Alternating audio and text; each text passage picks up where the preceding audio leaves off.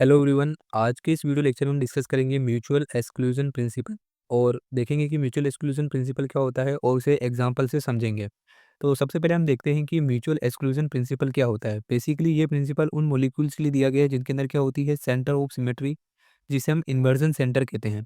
तो हम देखते हैं ये प्रिंसिपल क्या होता है। In a molecule with a centre of symmetry it has been observed that those vibration mode which are Raman active are I R inactive and those which are I R active are Raman inactive. इसे हम क्या कहते हैं, mutual exclusion principle. तो सबसे पहले हम देखते हैं सेंटर ऑफ सिमेट्री यानी कि इन्वर्जन सेंटर क्या होता है। तो अगर हम यहाँ पे सेंटर ऑफ सिमेट्री की बात करते हैं तो बेसिकली अगर यहाँ पे मैं एग्जांपल की बात करूँ, जैसे H2 मॉलिक्यूल, ठीक है, जिसके अंदर 2 हाइड्रोजन एटम होते हैं। तो सेंटर ऑफ सिमेट्री या फिर इन्वर्जन सेंटर क्या होता है, अगर हम यहाँ पे मॉलिक्यूल से एक लाइन पास करते हैं जो कि इसके सेंटर से होके जाती है, ये मॉलिक्यूल का सेंटर है। और यहाँ से अगर ये लाइन जो है दोनों एटम को इक्वल डिस्टेंस में मैच करती है, यानी कि इसके अंदर क्या है, सेंटर ऑफ सिमेट्री है। इसको आप दूसरी तरह समझ सकते हो कि सेंटर ऑफ सिमेट्री क्या होता है, ऐसा सेंटर होता है जिसके कोरस्पॉन्डिंग अगर आप मॉलिक्यूल को क्या करो, इन्वर्ट कर दूँ, यानी कि ये हाइड्रोजन अब कहाँ चला जाए, यहाँ पे इसको मैं H1 मार्क कर देता हूँ, इसको H2। तो अगर मैं क्या करता हूँ, इसको इन्वर्ट कर देता हूँ तो मेरे पास में क्या स्थिति आएगी, यहाँ पे हो जाएगा H2 और यहाँ पे हो जाएगा H1। तो अगर हमको क्या मिले, इक्विवेलेंट कन्फिग्रेशन मिलता है, तो हम कहते हैं उस मॉलिक्यूल के अंदर क्या है, सेंटर ऑफ सिमेट्री प्रेजेंट है। तो ये इसके इक्विवेलेंट है। बस मैंने यहाँ पे अपनी समझने के लिए मार्किंग को उल्टा किया है, बाकी ये दोनों क्या है, एक दूसरे के इक्विवेलेंट है। ठीक है। तो ये हमारे पास में क्या है, मॉलिक्यूल के अंदर सेंटर ऑफ सिमेट्री प्रेजेंट है। इसी तरह दूसरा एग्जाम्पल लेते हैं CO2 मॉलिक्यूल का। और इस मॉलिक्यूल के अंदर हम अच्छे से डिस्कस करेंगे कि म्यूचुअल एक्सक्लूजन प्रिंसिपल क्या कहता है और कौन से मोड जो होते हैं हायर एक्टिव होते हैं और कौन से मोड जो होते हैं रमन एक्टिव होते हैं। ठीक है। तो यहाँ पे आप देखोगे कि यहाँ पे हमारे पास में ये इसका सेंटर है। अगर यहाँ से कोई हम क्या करें, लाइन पास करें, तो ये इस इतनी डिस्टेंस पे ओ से मैच करती है और यही जो है सेम डिस्टेंस से दूसरे ऑक्सीजन एटम से मैच करती है, यानी कि इसमें भी क्या है, इन्वर्जन सेंटर या फिर सेंटर ऑफ सिमेट्री प्रेजेंट है। ठीक है। तो ये मॉलिक्यूल जो होते हैं हमारे पास में क्या होते हैं, जो म्यूचुअल एक्सक्लूजन प्रिंसिपल को शो करते हैं। और ये एग्जाम्पल को हम नेक्स्ट लास्ट में डिस्कस करेंगे, अभी हम इसकी थ्योरी को डिस्कस कर लेते हैं। तो अगली चीज़ ये कह रहा है कि vibration mode which cause a change in polarisative molecule will be Raman active. तो ये चीज़ हमने रमन के जो सिलेक्शन रूल थे उसमें डिस्कस कर ली है, जैसे कि हमारे पास में कोई भी मोड हो, जैसे वाइब्रेशन या फिर रोटेशन, अगर वो चेंज करता है पोलराइजेबिलिटी के अंदर मॉलिक्यूल की, तो वो क्या होगा, रमन एक्टिव होगा। ऑल होमोन्यूक्लियर डायटोमिक मॉलिक्यूल है वह सेंटर ऑफ सिमेट्री, लाइक हमने अभी देखा था H2 के अंदर सेंटर ऑफ सिमेट्री होती है। और जितने भी होमोन्यूक्लियर डायटोमिक मॉलिक्यूल होते हैं लाइक N2 Cl2, इन सब के अंदर भी क्या होती है, सेंटर ऑफ सिमेट्री प्रेजेंट होती है and are I R inactive but Raman active. तो यहाँ पे हमको पता होना चाहिए कि आई आर एक्टिविटी कोई मॉलिक्यूल कब शो करता है और रमन एक्टिविटी कब शो करता है। तो रमन एक्टिविटी के लिए तो हमने अच्छे से इसके सारे सिलेक्शन रूल डिस्कस कर लिए हैं सेपरेट वीडियो के अंदर, लेकिन हमने आई आर एक्टिविटी की अभी तक बात नहीं की है। तो आपको ध्यान रखना है कि ये कोई मॉलिक्यूल अगर आईआर एक्टिव है, ठीक है, तो उसके अंदर इसके अंदर क्या होना चाहिए, डाइपोल मोमेंट इसके अंदर होना चाहिए। ठीक है। अगर डाइपोल मोमेंट नहीं होता है, यानी कि वो क्या होगा, आईआर इनएक्टिव होगा। और अगर पोलराइजेबिलिटी के अंदर चेंज आता है तो वो रमन एक्टिव होगा। पोलराइजेबिलिटी चेंज नहीं होती है, यानी कि पोलराइजेबिलिटी में चेंज की अगर जब मैं बात करता हूँ, तो आपको ये पता होना चाहिए कि यहाँ पे मैं मैग्नीट्यूड और डायरेक्शन दोनों की बात करता हूँ, जो कि हमने क्लासिकल थ्योरी में अच्छे से डिस्कस कर लिया है।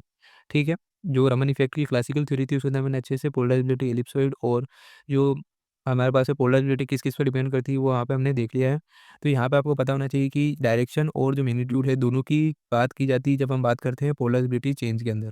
अगर चेंज हो रहा है तो रमन एक्टिव होगा, नहीं हो रहा है तो रमन इनएक्टिव होगा।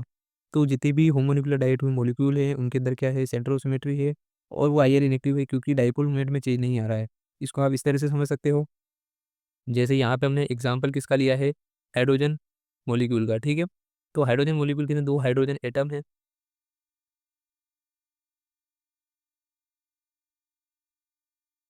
और CO2 की बात करेंगे तभी हम देखते हैं यहाँ पे कि यहाँ पे क्या होगा, इतने ही यहाँ पे इसका जो म्यू है उसकी डायरेक्शन यहाँ पे होगी और यहाँ पे भी क्या होगा, इसकी डायरेक्शन यहाँ पे होगी। दोनों की जो है डायरेक्शन अपोजिट है, मैग्नीट्यूड सेम है, यानी कि mu will be equal to, यहाँ पे क्या होगा, म्यू इक्वल टू 0 होगा। ठीक है। तो इनके अंदर क्या है, हमारे पास में जो डाइपोल मोमेंट है वो क्या है, 0 है।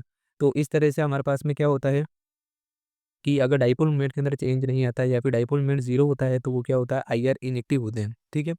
तो अगर हम बात करें हेट्रो एटॉमिक डायटोमिक मॉलिक्यूल है, ठीक है, हेट्रो न्यूक्लियर डायटोमिक मॉलिक्यूल की, तो ये क्या होते हैं, आईआर एक्टिव और क्या होते हैं, रमन एक्टिव दोनों हो सकते हैं। ठीक है।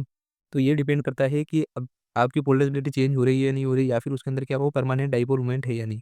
तो अगर हम हेटेरोन्यूक्लियर डायटोमिक मॉलिक्यूल की बात करते हैं, तो ये तो हमको पता ही है कि उसके अंदर क्या होता है कि उसके अंदर डाइपोल मोमेंट होता है, ठीक है? जैसे हम HCl की जब बात करते हैं, तो अगर हम HCl की बात करें तो यहाँ पे आप इसको इस तरह समझ सकते हो कि HCl के अंदर क्या होता है, Cl इस तरह से ही होता है, ठीक है? क्योंकि हम जानते हैं कि Cl की इलेक्ट्रोनेगेटिव ज़्यादा होती है, ये क्या करता है बॉन्ड को पोलर कर देता है, तो इस तरह से जो इसका मैग्नीट्यूड इस डायरेक्शन में होगा वो ज़्यादा होगा, ठीक है? यानी कि डाइपोल मोमेंट का जो हमारे पास में मैग्नीट्यूड होगा इस डायरेक्शन में ज़्यादा होगा, यानी कि डाइपोल मोमेंट जो है वो 0 नहीं होगा। अब 0 नहीं होगा मतलब इसके अंदर डाइपोल मोमेंट है, यानी कि ये हायर एक्टिविटी को शो करेगा। तो इस तरह से हमने देखा है कि अगर हम एग्जांपल लेते हैं HCl का, ये दोनों ही क्या है, ये रमन एक्टिव भी है और हायर एक्टिव भी है। और H2O मॉलिक्यूल की बात करते हैं, ये नॉन लीनियर मॉलिक्यूल है, ठीक है? आप जानते हो वी शेप इसकी होती है। तो ये इसके अंदर जो हमारे पास में वाइब्रेशन मोड्स होते हैं, उसको हम किस तरह से निकालते हैं, तो 3n-6 से निकालते हैं, क्योंकि यहाँ पे n की वैल्यू क्या है, H2O मॉलिक्यूल के लिए 3 होती है। तो ये क्या होगा, 3 एंड 3 क्या होगा, 9 होगा, 9-6 यानी कि 3 वाइब्रेशन मोड्स होंगे, जो कि हम देख सकते हैं इसके अंदर क्या होगा, symmetric stretching, asymmetric stretching, bending यहाँ पे हमको देखने को मिलते हैं। तो इस तरह से हम देखें कि ये क्या होते हैं, तीनों ही जो मोड्स होते हैं वो IR एंड रमन एक्टिव होते हैं। इसकी बात यहाँ पे हम नहीं करने वाले हैं, हम केवल CO2 मॉलिक्यूल को अच्छे से समझने वाले हैं। इसको किसी और वीडियो में अच्छे से डिस्कस कर लेंगे, ठीक है? तो in a linear centrosymmetric triatomic molecule such as CO2 mode of vibration क्या होंगे? इसके लिए जो हमारे पास में एक्सप्रेशन होता है वो क्या होता है, 3n-5। तो n की वैल्यू यहाँ पे भी क्या है, 3 है, यानी कि इसके लिए क्या होगा, अब 9-5 यानी कि 4 जो होंगे वाइब्रेशन मोड्स होंगे, कौन-कौन से हैं अभी हम देख लेते हैं, ठीक है? तो हमारे पास में हमने देखा था कि हमारे पास में क्या होते हैं, 4 वाइब्रेशन मोड्स होते हैं। फर्स्ट होता है सिमेट्रिक स्ट्रेचिंग, सेकंड होता है एसिमेट्रिक स्ट्रेचिंग और थर्ड होता है बेंडिंग और फोर्थ होता है बेंडिंग आउट ऑफ प्लेन, ठीक है? 2 बेंडिंग के मोड होते हैं वाइब्रेशन के। और इनमें से एक्टिव को रमन एक्टिव कौन-सा होता है, आईआर एक्टिव कौन-सा होता है, यहाँ पे हमें लिखा है, अभी हम इसको अच्छे से समझेंगे। तो पहले हम देख लेते हैं, जो सिमेट्रिक स्ट्रेचिंग होगा वो तो रमन एक्टिव होगा, लेकिन वो क्या होगा, आईआर इनएक्टिव होगा। अभी हम आगे डिस्कस करेंगे ऐसा क्यों होता है। और बाकी सारे जितने भी मोड है वो क्या होंगे, रमन इनएक्टिव होंगे और आईआर एक्टिव होंगे। इसको समझने के लिए हम क्लासिकल थ्योरी में जो हमने क्या डिस्कस किया था, पोलराइज़ेबिलिटी के कांसेप्ट को और पोलराइज़ेबिलिटी एलिप्सॉइड को डिस्कस किया था, तो उसकी हेल्प से इसको समझ सकते हैं। तो यहाँ पे हम डिस्कस कर रहे हैं CO2 की बात, ठीक है? CO2 जो कि क्या है, लीनियर है और सेंट्रोसिमेट्रिक मॉलिक्यूल है, और इसके लिए हमने वाइब्रेशन मोड निकाले थे, उसकी वैल्यू हमारे पास में क्या आई थी, उसकी वैल्यू वाइब्रेशन मोड्स की वैल्यू जो आई थी हमारे पास में, मोड्स जो हमारे पास में निकल के आए थे वो क्या आए थे, 4, ठीक है? और अभी हमने देखा था वो कौन-कौन से होते हैं। तो यहाँ तो ये क्या है, सेंट्रोसिमेट्रिक मॉलिक्यूल यानी कि इसके अंदर इन्वर्जन सेंटर प्रेजेंट है, लेकिन इसके अंदर भी 4 वाइब्रेशन के मोड्स होते हैं। तो इसके अंदर कौन से मोड जो होंगे वो आईआर एक्टिव होंगे और कौन से जो होंगे रमन एक्टिव होंगे, वो हमको देखना है। तो सबसे पहला मोड हम ले लेते हैं सिमेट्रिक स्ट्रेचिंग का, ठीक है? तो सिमेट्रिक स्ट्रेचिंग के अंदर क्या होगा, सपोज़ करो कि ये हमारे पास में क्या है, CO2 मॉलिक्यूल है जो इक्विलिब्रियम के अंदर है, ठीक है? अब इसके अंदर क्या हो रही है, सिमेट्रिकली ये स्ट्रेच हो रहा है, ठीक है? इस तरह से हो जाएगा। और फिर क्या हो सकता है ये कि इसके अंदर क्या हो सकती है, स्ट्रेच होगा तो वापस ये क्या आएगा, इक्विलिब्रियम, और इक्विलिब्रियम से वापस क्या होगा, कम होगा। तो इस तरह से भी हम इसको रिप्रेज़ेंट कर सकते हैं, ठीक है? तो सपोज़ करो कि यहाँ पे अगर मैं पोलराइज़ेबिलिटी को इस तरह से दिखाता हूँ, ठीक है? तो यहाँ पे हमारे पास में क्या होगा, पोलराइज़ेबिलिटी यहाँ पे क्या होगी, इंक्रीज़ कर देगी, क्योंकि अब बॉन्ड के जो इलेक्ट्रॉन है वो ईज़िली क्या कर सकते हैं, मूव कर सकते हैं।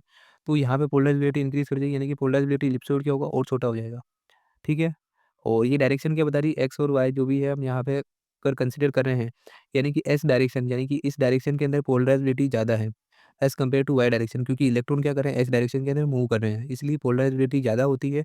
तो वो एक्सिस क्या होती है, छोटी होती है, पोलराइज़ेबिलिटी ज़्यादा होती है, तो हमारे पास में एलिप्सॉइड की साइज़ क्या होती है, साइज़ भी क्या होती है, छोटी होती है। तो अब इधर की कंडीशन की बात करें तो इलेक्ट्रॉन मूव ईज़िली नहीं कर पाएँगे, तो इसकी जो पोलराइज़ेबिलिटी होगी वो क्या होगी, एज़ कम्पेयर टू इक्विलिब्रियम से कम होगी, और पोलैरिटी एलिप्सॉइड क्या होगा, बड़ा हो जाएगा, ठीक है? तो यहाँ पे हमने देखा कि रमन एक्टिविटी के लिए हमको यहाँ पे पोलराइज़ेबिलिटी के अंदर चेंज आना चाहिए, और यहाँ पे पोलराइज़ेबिलिटी दोनों तरफ चेंज होनी चाहिए, ठीक है? आपको ऐसा नहीं कंसीडर करना है कि ये पोलराइज़ेबिलिटी है, यहाँ पे ये चेंज हो गई मतलब कि ये रमन एक्टिव होगा। लेकिन यहाँ पे हमको देखना होता है कि यहाँ पे भी पोलराइज़ेबिलिटी अलग होनी चाहिए और यहाँ पे भी पोलराइज़ेबिलिटी अलग होनी चाहिए। यहाँ पे इस केस में दोनों में अलग-अलग है, यानी कि ये क्या होगा, रमन एक्टिव होगा, ठीक है? रमन एक्टिव होगा। और आयन इनेक्टिव क्यों है? क्योंकि यहाँ पे भी आप देखोगे तो ये इधर इसका क्या होगा हमारे पास में, म्यू की वैल्यू होगी, यहाँ पे इसका मैग्नीट्यूड ये है और यहाँ पे मैग्नीट्यूड यही है, लेकिन डायरेक्शन अपोजिट है, यानी कि म्यू इक्वल टू क्या होगा, 0 होगा, यहाँ पे भी सेम रहेगा, यहाँ पे भी सेम रहेगा, तो ये क्या होगा, आईआर इनएक्टिव होगा, ठीक है? इस तरह से अगर हम आगे बात करते हैं, तो ये तो हमने देखा फर्स्ट वाइब्रेशन, फर्स्ट मोड के बारे में देखा। सेकंड जो वाइब्रेशन मोड होगा वो क्या होगा, एसिमेट्रिक स्ट्रेचिंग, यानी कि इसके अंदर क्या होगा, अगर हम इसको इक्विलिब्रियम में मान लेते हैं, ठीक है? तो एसिमेट्रिक स्ट्रेचिंग होगी, या तो क्या होगा, इस तरह से होगी, ठीक है? यानी कि इसकी लेंथ तो क्या हो जाएगी, कम हो जाएगी और इसकी लेंथ क्या हो जाएगी, उतनी ही इंक्रीज़ करेगी जितनी ये कम हुई है, ठीक है? और या इसका अपोज़िट हो सकता है कि ये वाले ऑक्सीजन की लेंथ क्या हो जाएगी, डिक्रीज़ कर जाएगी और ये उतनी ही इंक्रीज़ करेगी जितनी ये डिक्रीज़ हुई है, यानी कि इस तरह से भी हम इसको क्या कर सकते हैं, शो कर सकते हैं। सपोज़ करो कि यहाँ पे मेरे पास में पोलराइज़िबिलिटी क्या थी, इसको मैंने इस पोलराइज़िबिलिटी इलिप्सॉइड से शो कर रखा है, ठीक है? और यहाँ पे भी एक्स डायरेक्शन पोलराइज़िबिलिटी ज़्यादा है, यानी इसलिए मैंने इसको जो डायरेक्शन का जो है इसको छोटा बनाया है। अब क्या होता है कि यहाँ पे क्या हो रहा है, यहाँ पे पोलराइज़िबिलिटी इंक्रीज़ कर रही है। क्यों इंक्रीज़ कर रही है? क्योंकि यहाँ पे इलेक्ट्रॉन ईज़िली फ्रीली मूव कर रहे हैं। लेकिन इसमें क्या हो रहा है, इस बॉन्ड के जो इलेक्ट्रॉन है वो ईज़िली मूव नहीं कर पा रहे हैं, यानी कि पोलराइज़िबिलिटी यहाँ पे डिक्रीज़ हो जाएगी। तो मैग्नीट्यूड तो हमारे पास में सेम ही रहेगा, जितनी यहाँ इंक्रीज़ करी यहाँ पे डिक्रीज़ कर जाएगी, यानी कि मैग्नीट्यूड सेम रहेगा, ठीक है? और यहाँ इस कंडीशन में देख लेते हैं, तो यहाँ पे भी क्या होगा, इसमें क्या होगा, पोलराइज़िबिलिटी इंक्रीज़ कर जाएगी, लेकिन यहाँ पे इलेक्ट्रॉन फ्रीली मूव नहीं कर पाएँगे, यहाँ पे पोलराइज़िबिलिटी डिक्रीज़ कर जाएगी। तो जितना इंक्रीज़ होगा उतना ही डिक्रीज़ होगा, यानी कि जो मैग्नीट्यूड है वही का वही रहेगा और डायरेक्शन तो सेम है ही है। तो इस कंडीशन में भी क्या होगा, ये पोलराइज़िबिलिटी इलिप्सॉइड बन के आएगा। तो तीनों के जो हमारे पास में क्या है, मेन तो हमको ये देखना है और ये देखना है। तो इन दोनों की जो हमारे पास मैग्नीट्यूड और डायरेक्शन सेम है, यानी कि ये क्या होगा, रमन इनएक्टिव होगा। रमन इनएक्टिव क्यों हुआ? क्योंकि जो पोलराइज़िबिलिटी है उसके अंदर कोई भी चेंज नहीं है। हायर एक्टिव क्यों है? अगर हम यहाँ पे इसकी बात करते हैं, यहाँ पे तो कोई भी हमारे पास में डाइपोल मोमेंट नहीं है, वो तो हम जानते हैं। लेकिन यहाँ पे हम देखेंगे तो एसिमेट्रिक स्ट्रेचिंग के अंदर यहाँ पे क्या होगा, डाइपोल मोमेंट इस डायरेक्शन में ज़्यादा है, इस डायरेक्शन में क्या है, डाइपोल मोमेंट ये है। तो यहाँ पे जो हमारे पास नेट डाइपोल मोमेंट निकलेगा वो 0 नहीं होगा, ठीक है? डाइपोल मोमेंट क्या होता है, वेक्टर हमारे पास में सम होता है। तो इसका अगर वेक्टर सम करोगे तो क्या होगा, डायरेक्शन इसकी अपोज़िट है, तो इसका रिजल्टेंट डाइपोल जो है कुछ ना कुछ निकल के आएगा, 0 के इक्वल नहीं होगा। क्योंकि यहाँ पे अमाउंट ऑफ डाइपोल क्या है, मैग्नीट्यूड ऑफ डाइपोल ज़्यादा है एज़ कम्पेयर टू दिस। अगर यही हम बात करें तो यहाँ पे इसका अमाउंट ऑफ या फिर हम कह सकते हैं मैग्नीट्यूड ऑफ डाइपोल क्या है, कम है एज़ कम्पेयर टू यहाँ की हम बात करते हैं, तो यहाँ पे भी डाइपोल मोमेंट क्या होगा, 0 नहीं होगा। तो अगर डाइपोल मोमेंट किसी मॉलिक्यूल के अंदर एक्सिस्ट करता है, यानी कि वो क्या होगा, हायर एक्टिव होगा।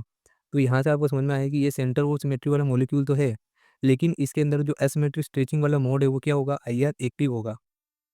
इसी तरह से हम आगे नेक्स्ट इसका वाइब्रेशन के मोड की बात करते हैं, तो नेक्स्ट वाइब्रेशन का मोड हमारे पास में क्या था, थर्ड, जो कि थी बेंडिंग। बेंडिंग 2 तरह की है, एक है इन प्लेन और दूसरी क्या है, आउट ऑफ प्लेन। तो प्लेन की जब हम बात करते हैं, सपोज़ करो कि ये हमारे पास में प्लेन है एक्स और वाई और ये जेड है, ठीक है? तो ये प्लेन अगर हम एक्स वाई लेके चल रहे हैं, तो प्लेन का मतलब क्या हुआ कि एक्स वाई प्लेन के अंदर ही हमको बेंडिंग करानी है। अगर आउट ऑफ प्लेन की बात करेंगे तो क्या होगा, ये वाई डायरेक्शन यानी कि ऊपर और या दोनों ऊपर आएँगे या फिर दोनों इसके नीचे चले जाएँगे, ठीक है? और अगर इन प्लेन की बात करेंगे, यानी कि अगर हम यहाँ पे CO2 मॉलिक्यूल इस तरह से बनाते हैं, यहाँ पे ये CO2 मॉलिक्यूल है, ठीक है? और ये क्या है, इसके इक्विलिब्रियम के अंदर है और अगर इसमें क्या हो रही है, बेंडिंग हो रही है। तो बेंडिंग क्या होगी, या तो इस तरह से होगी, ये प्लेन के अंदर ही दिखा रहा हूँ मैं, ठीक है? और या फिर हमारे पास में क्या होगी, बेंडिंग क्या होगी, इस तरह से होगी, ठीक है? बेंडिंग हमारे पास में कुछ इस तरह से होती है।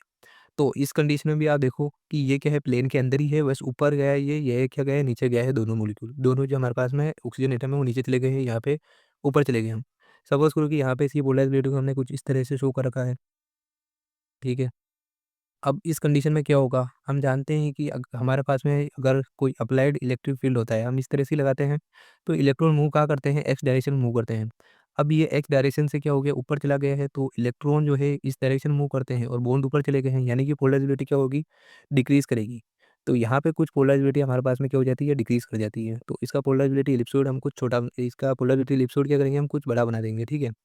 क्योंकि हमने इक्विलिब्रियम बनाया था उससे कुछ बड़ा बना देंगे, यहाँ पे ये इसकी साइज़ इससे थोड़ी ज़्यादा है। तो डायरेक्शन की अगर बात करेंगे तो इसमें भी ये ऊपर है, इसमें भी ऊपर है, तो हम इसको कुछ इस तरह से शो कर सकते हैं, ठीक है? इस डायरेक्शन की बता रहे हैं हम। तो इसमें पोलैरिटी ज़्यादा है as compare to Y direction, क्योंकि पूरा वाई डायरेक्शन में बॉन्ड नहीं आया है। तो इस कंडीशन में क्या होगी, हमारे पास में पोलराइज़िबिलिटी एलिप्सॉइड जो होगा थोड़ा बड़ा हो जाएगा, यानी कि पोलराइज़िबिलिटी थोड़ी-सी कम हो जाएगी।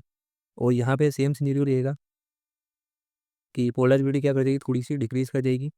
और ये जो पोलराइज़िबिलिटी डिक्रीज़ करेगी और यहाँ पे जो पोलराइज़िबिलिटी डिक्रीज़ करेगी, उनका जो मैग्नीट्यूड रहेगा वो तो सेम रहने वाला है, ठीक है? और डायरेक्शन भी हमारे पास में सेम ही है, यानी कि ये वाई डायरेक्शन के अंदर ही गए हैं, ये भी वाई डायरेक्शन के ऊपर अंदर ही गए हैं। डायरेक्शन भी हमारे पास में सेम रहने वाली है। तो ऐसी कंडीशन में इसकी जो पोलराइज़िबिलिटी होगी, उसका मैग्नीट्यूड और उसकी डायरेक्शन, और इस कंडीशन में जो पोलराइज़िबिलिटी का जो मैग्नीट्यूड डायरेक्शन वो दोनों सेम है। हालाँकि ये इससे चेंज हुआ है, लेकिन हमको इसको कंसीडर नहीं करना होता, हमको मोड के अंदर, यानी कि बेंडिंग जो मोड है, या तो अब ये इस तरह से होगा, ऊपर की तरफ जाएँगे दोनों के दोनों जो हमारे पास में एटम, या फिर दोनों नीचे जाएँगे। तो इन दोनों के अंदर जो मैग्नीट्यूड और डायरेक्शन है वो सेम रहेगी, इसलिए यहाँ पे भी हम देखते हैं कि जो पोलराइज़िबिलिटी है उसके अंदर कोई भी चेंज नहीं हुआ है, यानी कि ये क्या होगा, रमन इनएक्टिव होगा। ठीक है, और क्या होगा, आईआर एक्टिव होगा। आईआर एक्टिव क्यों होगा? क्योंकि जहाँ पे हमारे पास में क्या होगा, यहाँ पे तो कोई आईआर एक्टिविटी नहीं है, म्यू इक्वल टू 0 है।